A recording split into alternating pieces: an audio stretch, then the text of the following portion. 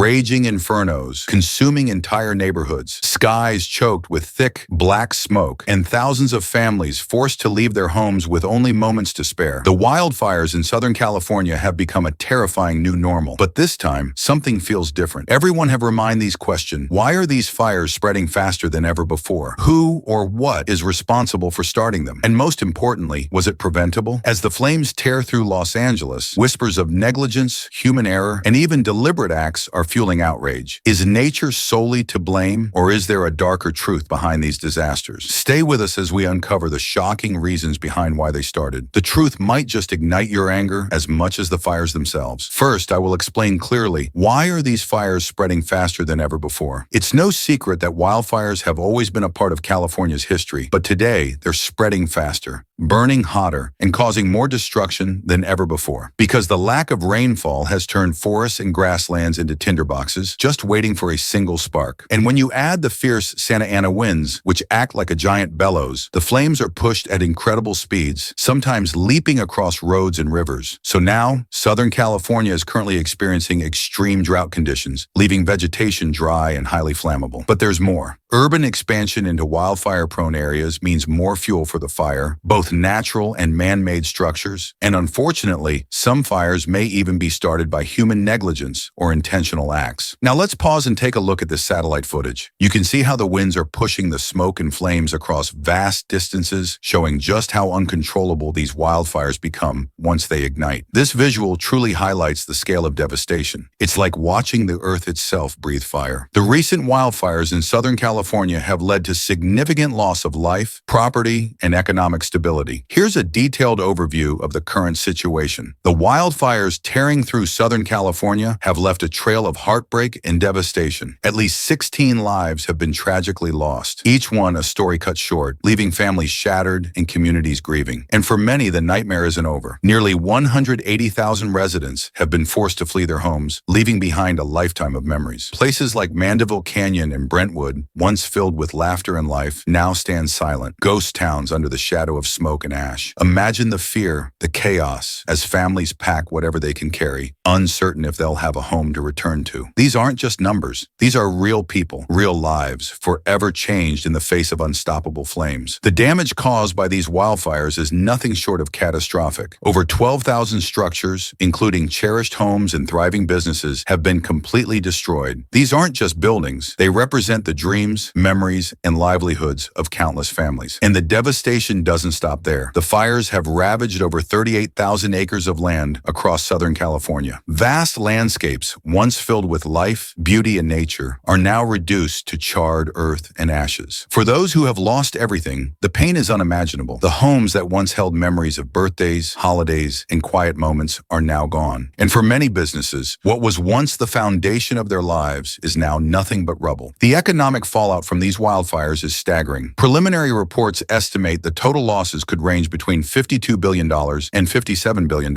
making this disaster potentially the most expensive in U.S. history. The damage isn't just financial. It's the kind of loss that ripples through entire communities. Businesses, homes, livelihoods, everything people have worked so hard to build is now gone. And as the costs continue to climb, it's clear that the true price of this catastrophe will be felt for years to come. This isn't just a financial blow. It's a deep wound that will take much longer to heal. The wildfires have left even the rich and famous vulnerable, as several Hollywood celebrities have lost their homes to the flames. Among them are beloved stars like Billy Crystal, Paris Hilton, and Eugene Levy, individuals who once had the luxury of safety and security in their beautiful mansions, now reduced to ashes. These are not just public figures. They're people who, like anyone else, have watched as their entire lives, memories, belongings, and treasures went up in smoke. No one is immune to the devastation these fires bring, and the pain of losing everything, no matter who you are, is a heart-wrenching reminder of the fire's indiscriminate wrath. The burning question remains: could this disaster have been prevented? In some ways, yes. Experts believe that better forest management, such as controlled burns to reduce excess fuel in the form of dry vegetation, could have lessened the intensity of the fires. Properly maintaining power lines, enforcing stricter regulations on open flames in high-risk areas, and improving fire-resistant infrastructure infrastructure are all steps that could have reduced the damage. But even with these measures, there are still forces beyond our control. Climate change has significantly altered the landscape, making wildfires more frequent and unpredictable. Extended droughts and rising temperatures create the perfect conditions for fires to spread uncontrollably. So, while prevention efforts could have mitigated some of the damage, the growing influence of a changing climate makes it harder to stop these fires completely. The question is no longer if they'll happen, but when and how devastating they will be. As the wildfires continue to rage across Southern California, many are left wondering, which city is going to be next? The fire has already spread over thousands of acres, and with extreme heat and dry conditions still prevalent, more cities are at risk. Areas near Santa Barbara, San Bernardino, and Ventura counties are under serious threat, and with the winds picking up, we could see rapid expansions in areas like Los Angeles and San Diego. But what's being done to stop it? The rescue teams on the ground are working tirelessly, but they face extreme conditions. Thousands of brave firefighters, emergency responders, and volunteers are battling the flames, but their resources are stretched thin. They've been using helicopters and fire trucks to fight the blaze, but the fires are spreading faster than ever before. As for the skies, aircrafts are playing a critical role in the battle. Water-dropping helicopters and air tankers are continuously flying over the fire zones, dumping water and fire retardant to slow the fire's spread. The air is thick with smoke, and visibility is low, making these flights even more dangerous. The next few days will be crucial. If the winds change direction, we could see a dramatic shift in which areas are affected. The fires are unpredictable, and their ferocity is unlike anything we've seen in recent years. The situation is dire, but emergency teams continue to fight tirelessly, hoping to keep the worst from happening. But the true villain is nature itself. The combination of extremely dry conditions caused by years of drought, coupled with intense heat waves, creates a perfect storm for fires to spread rapidly. The once predictable wildfires are now becoming far more intense and frequent as climate change fuels this vicious cycle. The responsibility is shared. It's a complex web of human negligence and environmental factors colliding to create one of the deadliest fire seasons in history.